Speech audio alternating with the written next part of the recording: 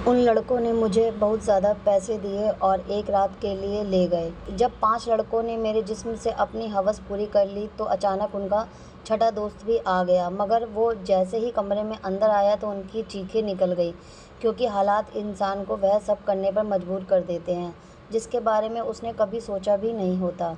या यूँ कहें कि कभी-कभी ज़रूरत से ज़्यादा ख्वाहिशें इंसान को ख़त्म कर देती हैं। और मैं भी ना कभी पूरी होने वाली ख्वाहिशों के सफ़र पर निकल पड़ी थी। मैं रात 12 बजे से उस छोटे से कमरे में बिस्तर पर पड़ी हुई थी और एक के बाद एक दूसरे लड़कों ने मुझे नोच डाला था। दर्द अपनी इंतहा पर था, लेकिन यह सब कुछ मैंने अपनी मर्ज़ी से अपनाया था। ना ही मुझे अपने कपड़ों का होश था और ना ही जिस्म में उठने वाली दर्द भरी लहर का। 2 ही लड़कों ने मेरा हाल ऐसा कर दिया था कि मेरे सारा तन ज़ख्मी हो गया था।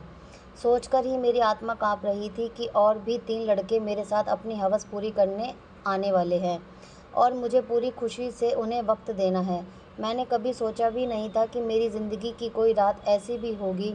यह सब मैं एक भारी कीमत के एवज़ कर रही थी, इसीलिए पीछे हटने का कोई सवाल ही नहीं था। मेरी ज़िम्मेदारियाँ और मेरे घर वालों की ख्वाहिशें मुझे उस रास्ते पर ले आई थी जहाँ मैंने एक ही रात में 5 लड़कों के साथ रात गुजारने की हामी भर ली थी।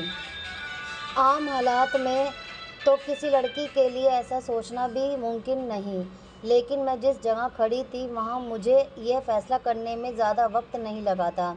वह सब सेहतमंद और तंदुरुस्त नौजवान थे जिनकी ताकत के आगे मैं कुछ भी नहीं थी। बिस्तर तक आने वाले दोनों नौजवानों ने लम्हों में मुझ पर काबू पाकर मुझे पूरी तरह अपनी हवस का निशाना बना लिया था। यह पहली दफ़ा था जब मुझे किसी मर्द ने छुआ था। दूसरे लड़के के निकलते ही तीसरा लड़का भी कमरे के अंदर चला गया। मैंने एक गहरी सांस बाहर निकाली और मैं थोड़ा वक्त चाहती थी, लेकिन वह कहने लगा कि इतना वक्त नहीं है मेरे पास, बाहर उसके और भी दोस्त इंतज़ार में बैठे हैं। उसकी बात सुनकर मेरी आंखों से आंसू बह निकले। वह फ़ौरन ही मेरे पास चला आया और मेरे आंसुओं को नज़रअंदाज करता अपनी शिद्दतें मुझे पर बिखेरने लगा। मेरे तन में बर्दाश्त की शक्ति ख़त्म हो रही थी। मैं बार बार उसे खुद से दूर करने की कोशिश करती, लेकिन वह उतना ही मुझ पर हावी होने लगा। ऐसा लग रहा था जैसे उसे इस खेल में मज़ा आ रहा हो। मेरे धक्का देने पर वह पहले से भी ज़्यादा जोश में मेरे करीब आता, इसलिए अब मैं उसे रोकने की गलती नहीं कर रही थी और खामोशी से खुद पर गुजरने वाली इस क़यामत को बर्दाश्त कर रही थी। 1 घंटे तक वह अपनी प्यास बुझाता रहा और जाते जाते उसने अपने दांतों के निशान मेरी गर्दन पर छोड़ दिए और कहने लगा कि अगर इसे दोबारा मौका मिला तो वह मेरे साथ दोबारा वक्त ज़रूर गुजारने आएगा। उसके जाने के बाद मैंने एक निगाह अपने तन पर डाली तो मैं कांप गई। जिस्म का कोई हिस्सा ऐसा नहीं था जहां जख्म मौजूद ना हो। तीसरे नौजवान ने तो हद से ज़्यादा मुझ पर जख्म कर मुझे जख्मी कर दिया था। जगह जगह उनके दांतों के निशान पड़ चुके हैं। और फिर बचे उन 2 लड़कों ने भी एक एक घंटा मुझे इसी तरह अपनी हवस का निशाना बनाए रखा। उन लोगों को मुझ पर ज़रा भी रहम नहीं आया था और ना आता और ना आता भी क्यों। उन्होंने एक बड़ी रकम के बदले मेरी एक रात खरीदी थी। वह तो अपना अपना हिस्सा वसूल कर रहे थे और यह एक रात मेरी ज़िंदगी की काली घनी रात बन गई थी। मेरा हाल ऐसा था कि मुझे कुछ होश नहीं रहा था। मैं खुद से करवट बदलने की काबिल भी नहीं रही थी। आहिस्ता आहिस्ता तकलीफ़ से मेरी आंखें बंद होने लगी थी और तभी ही उन लड़कों ने मुझे बताया कि उनका एक छोटा दोस्त भी आ गया है। मुझ में इतनी हिम्मत भी बाकी नहीं बची थी कि मैं उन्हें इनकार कर पाती, यह इस बात का विरोध कर सकती। जैसे ही छठा लड़का कमरे में दाखिल हुआ और मेरे बिस्तर के करीब आया तो मुझे देखकर उसकी चीखें निकल गई और उनकी चीखें क्यों निकली वजह जानकर आपके भी रोंगटे खड़े हो जाएंगे। मेरा नाम मधु है और मेरी उम्र सिर्फ 22 साल थी। मैंने ग्रेजुएशन कर रखी थी, लेकिन आज के दौर में ग्रेजुएशन कुछ भी नहीं होती है। लोग बीईडी करके भी डिग्रियां हाथों में लिए सड़कों की धूल समेट रहे होते हैं। इसी बात का सही तरीके से अंदाज़ा मुझे उस वक्त हुआ जब मैं नौकरी की तलाश के लिए निकली। हर कंपनी के आगे नौजवानों की एक बड़ी सी लाइन लगी थी जो अपनी बारी के इंतज़ार में थे। ऐसे में मुझे जैसी लड़की को नौकरी कहाँ मिल सकती थी जिसके पास ना ही तजुर्बा था और ना ही कोई बड़ी डिग्री। मगर नौकरी ढूंढना मेरी सबसे बड़ी ज़रूरत बन चुकी थी, क्योंकि बाबा के क्योंकि बाबा के स्वर्गवास ने हमारी कमर तोड़ दी थी। बाबा के घर में एक अकेले ही कमाने वाले थे और हम तीन बहनें बिन ब्याही घर में मौजूद थी। मेरी बड़ी बहन पढ़ी लिखी नहीं थी, इसलिए कमाने की जिम्मेदारी उसकी बजाय मेरे कंधों पर आ गई थी। मैं घर से बाहर निकली तो मेरे होश ठिकाने आ गए। मैं तो बाहर की दुनिया को बहुत आसान समझ रही थी, लेकिन अब मुझे समझ आया कि बाबा कितने जतन करके हमारे लिए रोटी कमाते थे। मैं हमेशा ही बाबा से इस बात पर नाराज़ रहती थी कि वह हमारी ख्वाहिशें पूरी नहीं करते। मेरी नाराज़गी पर बाबा का चेहरा हमेशा उतर जाता। वो बड़ी मोहब्बत से मुझे पुकार कर कहते, मधु बेटी तू फिक्र ना कर, एक दिन तेरे भाग भी जाग उठेंगे। लेकिन मुझे वो दिन अपनी किस्मत पे आता नज़र नहीं आता था। और फिर बाबा नींद में ही ईश्वर को प्यारे हो गए थे। और जब हम सुबह यह बात खुली कि बाबा हमारे बीच नहीं रहे, तब हमें इस बात का एहसास हुआ कि बाबा हमारे लिए कितने अहम थे। जब तक वह हमारे सारे सरों पर मौजूद थे, कम से कम दुनिया की बुरी नज़रों और रोटी जैसी बुनियादी ज़रूरत से हम वंचित नहीं थे।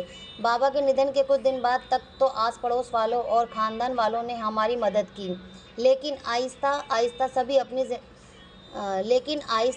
सभी अपनी ज़िंदगियों में बिज़ी हो गए। आज के दौर में कौन किसी का पेट पाल सकता है। मजबूरन मुझे ही नौकरी की तलाश के लिए घर से निकलना पड़ा और मुझे समझ आ गया कि औरतों के लिए बाहर की दुनिया इस कदर मुश्किल है। किसी भी कंपनी में मुझे नौकरी नहीं मिली थी। हर कंपनी के बाहर हज़ार हज़ार नौजवान पहले ही खड़े होते। मैंने स्कूलों का रुख किया तो यह देखकर कि मेरी हालत ख़राब हो गई कि आधे दिन से भी ज़्यादा काम करने के बदले सिर्फ 6,000 मिलते हैं, जिसमें घर के बिल ही चुकते हो पाते हैं। इसमें से भी हर स्कूल वाले मुझसे मेरा तजुर्बा पूछते और मेरा मुंह खाली रह जाता। बहुत तलाश करने के बावजूद भी कोई नौकरी ना मिली तो मेरी एक दोस्त ने एक भाई के ज़रिए मुझे एक पिज़्ज़ा हाउस में वेटर की नौकरी मिल गई। यह शहर के एक भीड़-भाड़ इलाके में बना हुआ पिज़्ज़ा हाउस था, जहाँ हर वक्त ही मर्दों की बहुत ही ज़्यादा भीड़ रहती थी। काले रंग का फिट काले रंग का फिंगर काले रंग का फिटिंगदार पेंट कोट मेरे हवाले कर दिया गया, जिस पर पिज़्ज़ा हाउस का नाम लिखा था, और मुझे अगले दिन से ही नौकरी पर बुला लिया गया। उस नौकरी के बड़े अजीब अजीब से काम थे जो मुझे पूरे करने थे। उन्हें एक मॉडर्न सी लड़की वेटर के नाम पर चाहिए थी, जिनके छोटे छोटे से बाल कंधों पर फैले हुए हों और वह बहुत सारा मेकअप करके डाइनिंग हॉल में खड़ी हो। मैं यूनिफॉर्म अपने बैग में डालकर वापस घर लौट आई थी। मैं अभी तक फैसला नहीं कर पाई थी कि मुझे यह नौकरी करनी है या नहीं, क्योंकि यह मेरे लिए एक बहुत ही मुश्किल काम था।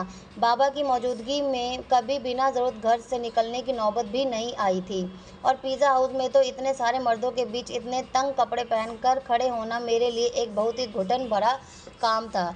मगर भूख इंसान से सब कुछ करवा ही लेती है। मैं वहाँ से वापस घर आई तो मेरी माँ दरवाजे पर ही परेशान सी खड़ी थी। मुझे देखकर उनकी आंखों में आंसू आने लगे। मैंने माँ से कहा कि वह दरवाजे तक क्यों चली आई, तो माँ रोते हुए कहने लगी कि बेटा, बिजली के मीटर वाले आए थे और उन्होंने हमारी बिजली काट दी है। माँ की बात सुनकर मेरा दिल धक से बैठ गया था। गर्मी ज़ोरों से पड़ रही थी और ऐसे में बगैर बिजली के गुजारा करना बहुत ही मुश्किल था। लेकिन पिछले 2 महीने से हम बिल नहीं चुका पाए थे और शायद इसीलिए हमारी बिजली काट दी गई थी। माँ के आंसू ने मेरे लिए फैसले को बहुत आसान कर दिया था। मैंने माँ को गले लगाया और उन्हें बताया कि मुझे एक अच्छी जगह नौकरी मिल गई है और कल से मुझे नौकरी पर जाना है। माँ ने मेरे सर पर हाथ रखकर कहा कि अब तुम ही मेरा बाजू हो और तुम्हें ही अपनी दोनों बहनों की शादी करानी है। माँ ने एक भारी जिम्मेदारी मेरे कंधों पर डाल दी थी और मैं सोच रही थी कि मैं ये जिम्मेदारी कैसे निभाऊंगी।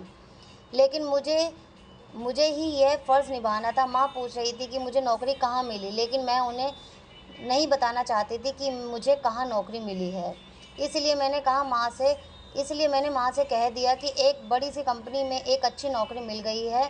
मेरी नौकरी का वक्त दोपहर 3 बजे से रात 11 बजे तक था, और यह बात मैंने बड़ी मुश्किल से माँ को बताई थी। मेरी नौकरी का वक्त जानकर वो हैरान से मेरी तरफ देखने लगी कि यह कौन सी कंपनी है जहाँ दोपहर 3 बजे बुलाया गया है। मैंने झूठ कह दिया कि यह एक मल्टीनेशनल कंपनी है जो 24 घंटे चलती है। इस वक्त हमें पैसों की इतनी ज़रूरत थी कि माँ ने और ज़्यादा सवाल करने की बजाय मुझे तरक्की की ढेर सारी दुआएं दी और अगली दोपहर 2 बजते ही पिज़्ज़ा हाउस के लिए रवाना हो गई। मुझे क्या खबर थी कि यहाँ से मेरी किस्मत मुझे कहाँ ले जाने वाली है। मैंने अपना यूनिफॉर्म पिज़्ज़ा हाउस में आकर बदली थी। मैनेजर ने मुझे पिज़्ज़ा हाउस के दरवाजे के करीब ही खड़ा कर दिया और कहने लगा, आज तुम्हारा पहला दिन है, इसलिए तुम हर आते जाते को इज्जत से वेलकम करोगी। और गुस्सा होकर कहा कि यह कैसा मुंह उठाकर आ गई हो, जाओ पहले मेकअप करो। मैनेजर की बात सुनकर मैं शर्मिंदा हो गई क्योंकि मेरे पास मेकअप नहीं था। वह मौजूद एक दूसरी लड़की ने अपने मेकअप से मुझे गहरी सुर्खी लगाई। वह बड़ी तेज़ी से मेरे चेहरे पर अपना हाथ चला रही थी और उसके बाद जब मैंने आईने में खुद को देखा तो हैरान रह गई। मुझे मालूम था कि मैं खूबसूरत हूँ और मेरा रंग भी बहुत साफ़ है, लेकिन थोड़े से मेकअप के बाद मैं पूरी तरह निखर गई थी। मैं खुद को आईने में देख रही थी जब वह लड़की कहने लगी कि यह लोग खूबसूरती देखकर ही तो यहाँ रखते हैं, वरना काम करने को तो बहुत से लोग मिल जाते हैं। मैं जान गई थी कि यह नौकरी मुझे मेरी काबिलियत की वजह से नहीं बल्कि खूबसूरती की वजह से मिली है। नौकरी का यह पहला दिन मेरे लिए बहुत ही भारी था। मैं 3 बजे दरवाजे पर खड़ी आने जाने वाले मर्दों और औरतों को वेलकम कर रही थी। यहाँ औरतों की तादाद कम ही आती थी, ज़्यादातर मर्द ही आ रहे थे। रात गए तक मेरे पैरों में बहुत ज़्यादा दर्द हो चुका था और अभी मुझे वापस बसों के धक्के खाते हुए घर भी पहुँचना था। 12 बजे करीब मैं घर पहुंची थी। माँ मेरे इंतज़ार में जाग रही थी। मैंने माँ के साथ बैठकर खाना खाया और फ़ौरन ही बिस्तर पर लेट गई। मुझे बाबा की बहुत याद आ रही थी। बाबा मेरे सबसे ज़्यादा नखरे उठाया करते थे, फिर भी मैं हमेशा उनसे किसी न किसी बात पर रूठ जाती थी। पैरों की तकलीफ़ से तड़पते तड़पते कब मुझे नींद आ गई पता ही नहीं चला। अगले दिन मैं फिर 2 बजे करीब घर से निकल गई थी। आज मुझे दरवाजे के पास खड़ा नहीं किया गया था बल्कि ऑर्डर लेने का काम दिया गया था। यह काम मुझे थोड़ा सा आसान लगा था, लेकिन कुछ ही देर में अंदाज़ा हो गया कि यह काम बिल्कुल भी आसान नहीं था। मैं जिसके पास भी ऑर्डर लेने के लिए जाती उनमें से अक्सर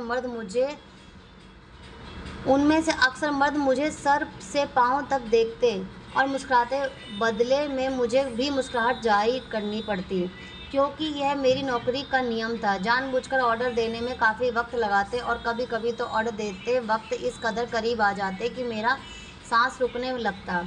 यह पिज़्ज़ा हाउस मुझ जैसी वेटर की वजह से ही चल रहा था। इस बात का अब मुझे अच्छी तरह अंदाज़ा हो गया था कि यह आने वाला ज़्यादातर मर्द लड़कियों की वजह से ही आते थे। दिन तेज़ी से गुजर रहे थे और मुझे यह नौकरी करते करते महीना हो गया था। उस एक हफ्ते में काफ़ी कुछ ऐसा हुआ जो मेरे लिए बहुत ही अजीब था। मर्दों की अजीब अजीब निगाहें, ऑर्डर देने के बहाने करीब आना और डबल मीनिंग शब्दों का तबादला। लेकिन उस नौकरी की सबसे अच्छी बात यह थी कि तनख्वाह से हटकर उस एक महीने में टिप के काफ़ी पैसे जमा हो गए थे। मैंने उन पैसों से बिजली का बिल पे किया था। आहिस्ता आहिस्ता मैं पिज़्ज़ा हाउस के माहौल की आदी होती जा रही थी। 5 लड़के रोज़ ही शाम के वक्त पिज़्ज़ा हाउस आते और सबसे कोने वाली टेबल पर बैठ जाते। वह टेबल मेरे ही हिस्से में थी और रोज़ाना मैं ही उनके पास ऑर्डर लेने के लिए जाती थी। वह पाँचों ही 24-25 साल के नौजवान थे। मुझे गहरी निगाहों से देखा करते थे। आज भी उनके पास ऑर्डर लेने के लिए गई तो उनमें से एक पूछने लगा, तुम यहाँ बहुत मजबूरी में नौकरी करती हो ना? मैंने हाँ कह दिया। उसने फ़ौरन ही अपना कार्ड निकाल कर मेरे आगे रखा और कहने लगा, तुम बहुत ही शरीफ लड़की लगती हो। अगर कभी किसी मदद की ज़रूरत पड़े तो याद कर लेना। बिना सोचे समझे ही मैंने यह कार्ड उठाकर अपने कोट की जेब में रख लिया तो वह मुस्कुरा कर उठा। उसके बाद यह सिलसिला चल पड़ा। रोज़ ही मैं उनका ऑर्डर लेने जाती और उनमें से कोई ना कोई मुझसे कोई सवाल पूछ लेता। रोज़ाना होने वाली इस मुलाकात की वजह से हम थोड़े फ्रेंडली से हो गए थे। दूसरा महीना भी पलक झपकाते ही गुजर गया था और फिर माँ ने एक दिन मुझे बताया कि तुम्हारी बड़ी बहन के लिए बहुत अच्छा रिश्ता आया है और वह लोग जल्द ही शादी करना चाहते हैं। माँ की बात सुनकर मैं परेशान हो गई, क्योंकि अभी तो मैंने घर का खर्चा ही अपने कंधों पर उठाया था, शादी की जिम्मेदारी का मैं सोच भी नहीं सकती थी। माँ कहने लगी, तू अपनी कंपनी से लोन ले ले। कितनी बड़ी कंपनी है, लाख रुपए भी लोन मिल जाएगा तो तेरी बहन की अच्छे से शादी हो जाएगी। मेरी बड़ी बहन भी 26 साल की हो रही थी और माँ उसकी तरफ से बहुत परेशान थी। अब मैं माँ को क्या बताती।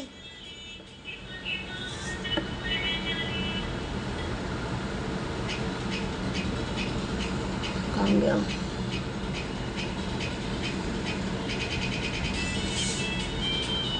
अब मैं अब मैं माँ को क्या बताती कि मैं तो पिज़्ज़ा हाउस पर मामूली सी नौकरी कर रही थी, लाख रुपए मुझे कहाँ से मिलते।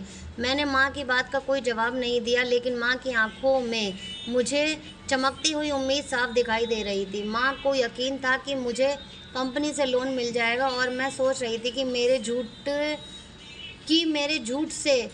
झूठ ने मुझे कहाँ फंसा दिया है। अगले दिन मैं नौकरी पर भी सारा वक्त परेशान रही, और यह बात मेरे साथ काम करने वाली लड़की ने नोट कर ली। वह मुझसे कहने लगी कि क्या बात है मधु, आज तुम बहुत ही ज़्यादा परेशान लग रही हो। मैंने उसे बता दिया कि बड़ी बहन की शादी करनी है और मेरे पास बिल्कुल भी पैसे नहीं हैं। मेरी बात सुनकर वह कहने लगी, तो इतना खर्चा करने की क्या ज़रूरत है, सादगी से विदा कर दो। उसकी बात सुनकर मैं सोच में पड़ गई कि वह ठीक ही तो कह रही थी। इतना मसाला बनाने की ज़रूरत नहीं थी। इतना मसला बनाने की ज़रूरत ही क्या थी। घर आकर मैंने माँ को यही मशवरा दिया कि वह सादगी से बहन की विदाई कर दे, लेकिन मेरी बात सुनकर माँ कहने लगी कि हर किसी को हमारे इस मसलों की जानकारी नहीं है। लड़के वालों ने पहले ही दहेज के नाम पर एक लंबी लिस्ट थमा दी है, और अगर मैंने खाली हाथ तेरी बहन को विदा कर दिया तो उसके ससुराल वाले सारी ज़िंदगी उसे बातें सुनाते रहेंगे। माँ की बात सुनकर मुझे गुस्सा आ गया, और मैंने कहा कि ऐसी जगह दीदी की शादी करने की ज़रूरत ही क्या है। मेरी बात सुनकर माँ नाराज़ हो गई और कहने लगी, ना जाने कैसे कैसे करके तेरी बहन का एक अच्छी जगह से रिश्ता आया है, और तू इसमें भी नुक्स निकाल रही है। अगर आज तेरा बाप जिंदा होता तो मुझे तेरी मिन्नत ना करनी पड़ती, वह खुद ही अपनी बेटी के लिए कैसे भी करके रकम जमा कर लेता। माँ की आंखों में आंसू आ गए थे, और उनकी बात ना मेरा दिल भी दुखा दिया था। वह ठीक ही कह रही थी, अगर बाबा ज़िंदा होते तो वह किसी भी तरह पैसे जमा कर ही लेते। मैंने माँ को गले लगा लिया और उनसे वादा कर लिया कि मैं जल्दी पैसों का इंतज़ाम कर लूँगी। मैं खुद भी नहीं जानती थी कि इतने सारे पैसे मुझे कहाँ से मिलेंगे। बाप का साया वाकई औलाद के लिए बहुत बड़ा आशीर्वाद होता है। वह अपनी जान पर खेल कर भी औलाद को ज़िंदगी के सारे सुख देता है। और अपने मेरे लिए अपने बाप की जगह लेना बहुत ही मुश्किल था। दिन यूं ही परेशानी में गुजर रहे थे। मैंने पिज़्ज़ा हाउस के मैनेजर से पैसों की बात की थी, लेकिन मेरी बात सुनकर जिन नज़रों से उन्होंने देखा था, मैं खुद ही ज़मीन पर पड़ गई थी कि वह लड़के अब भी रोज़ाना पिज़्ज़ा हाउस आते थे। मैं उनका ऑर्डर लेने गई तो उनमें से एक कहने लगा, क्या बात है, आज तो आपका चेहरा बिल्कुल ही उतरा हुआ है। उसकी बात सुनकर ना जाने क्यों मेरी आंखों में आंसू आ गए थे। वह बार बार पूछने लगा कि मैं उसे अपनी परेशानी बताऊं। ना चाहते हुए भी मैंने उसे अपना मसला बता दिया था, क्योंकि मुझे भी किसी ऐसे इंसान की तलाश थी जिसके आगे मैं खुलकर अपना दर्द बयान कर सकूं। मेरी बात सुनकर उनके चेहरे पर मुस्कुराहट आ गई, और वह कहने लगे कि इतनी छोटी सी बात के लिए आप इस कदर परेशान हो। हमने आपको अपना कार्ड इसलिए दिया था कि कोई भी परेशानी हो तो आप हमें याद कर ले। मैं हैरत से उनके चेहरे देखने लगी। मैं यह सोच भी नहीं सकती थी कि वह 5 अजनबी लड़के मुझे पैसे दे सकते हैं, लेकिन उन पाँचों ने फ़ौरन ही मुझे लाख रुपए की ऑफ़र कर दी। मैं उनकी तरफ देख रही थी। वह कहने लगे, 1 लाख रुपए देना उनके लिए कोई बड़ी बात नहीं है, लेकिन मुझे भी उनके कुछ काम करना होगा। उसकी बात सुनकर मैं ठिठक गई, और उन लड़कों ने मुझे क्या काम हो सकता था, यह बात समझने में मुझे ज़्यादा देर नहीं लगी थी। मैंने फ़ौरन ही घबरा कर कहा कि मैं एक शरीफ घराने से संबंध रखती हूँ और मैं कोई गलत काम नहीं कर सकती। वह हंसकर कहने लगे कि हमने सिर्फ पेशकश की है, कबूल करना ना करना आपकी मर्ज़ी है, लेकिन आज के दौर में 1 लाख रुपए आपको कोई भी नहीं देगा। चाहे वह आपका करीबी रिश्तेदार ही क्यों ना हो। बात तो उनकी बिल्कुल ठीक थी, लेकिन मैं अपनी इज्जत गिरवी रख कर लाख रुपए हासिल नहीं करना चाहती थी। इसीलिए मैंने उन्हें साफ इनकार कर दिया। मैं हालात से पूरी तरह थक चुकी थी और ऐसे ही थकी हारी जब लौटकर घर आई तो मेरी माँ और बहन मेरे इंतज़ार में थी। माँ ने बताया कि दीदी के ससुराल वाले 1 महीने बाद की शादी की बात कर रहे हैं और वह दीदी के साथ साथ छोटी को भी अपने छोटे बेटे के लिए लेना चाहते हैं। इसी तरह एक खर्चे में दोनों शादियां हो जाएगी। छोटी के रिश्ते का सुनकर जहां मुझे खुशी हुई थी, वहीं 1 महीने का वक्त सुनकर मेरी जान निकल गई थी। पैसों का कोई इंतज़ाम ना हो सका था और माँ मुझसे उम्मीदें बांधे बैठी थी। मैंने एक नज़र अपनी दीदी के चेहरे पर डाली, जहाँ बहुत समय बाद खुशी की रौनक नज़र आ रही थी। मैं भी दीदी के ससुराल वालों से मिली थी। वह लोग वाकई बहुत अच्छे लोग थे, लेकिन आज के दौर में सादगी और बगैर दहेज के कौन दुल्हन विदा करवाता है। वह भी इसी समाज में रहने वाले थे। मैं अपनी बहनों की खुशी को हमेशा कायम देखना चाहती थी। मैंने माँ से कहा कि आप शादी की तारीख पक्की कर दें, पैसों का इंतज़ाम हो जाएगा। मेरी बात सुनकर तो घर में खुशी की लहर दौड़ गई थी, मगर वह लोग इस बात से बेखबर थे कि ये खुशी उन्हें मेरी आबरू की बर्बादी के बदले हासिल होने वाली थी। अगले दिन मैंने उन 5 लड़कों से हामी भर ली। वो मुस्कुरा कर कहने लगे कि हम जानते थे कि आप ज़रूर मान जाएगी। उन 5 ने एक रात के लिए मुझे अपने साथ ले जाने की बात की थी। मैंने माँ को बता दिया था कि साल के आखिर की वजह से कंपनी में बहुत काम ज़्यादा है और मुझे एक रात कंपनी में ही गुजारना होगी। कंपनी ने मेरा लोन मंजूर कर लिया, इसीलिए मैं उनकी बात मानने से मैं मजबूर हूँ। लोन पास होने की बात सुनकर माँ इस कदर खुश हो गई कि उन्होंने मुझे रात रुकने की इजाज़त भी दे दी। अब मैं पिज़्ज़ा हाउस में छुट्टी होने के बाद उन 5 लड़कों के साथ चली गई। उन 5 ने मुझे अपनी दरिंदगी का निशाना बना डाला और जब छठा लड़का अंदर आया तो मुझे देखकर उनकी चीखें निकल गई, क्योंकि पूरा बिस्तर खून से भी भीगा पड़ा था और मैं अपनी ज़िंदगी की शायद आखिरी सांसें ले रही थी। उसने तुरंत ही मुझे अपनी बाजुओं में उठाया और गाड़ी में डालकर एक छोटे से अस्पताल ले आया, जहाँ शायद उसका कोई जानने वाला ही डॉक्टर था। कई घंटे आईसीयू में रहने के बाद मेरी हालत कुछ बेहतर हुई, लेकिन मेरा जख्मी तन मेरी बर्बादी की गवाही दे रहा था। वह लड़का उन 5 का ही दोस्त था, लेकिन उसके अंदर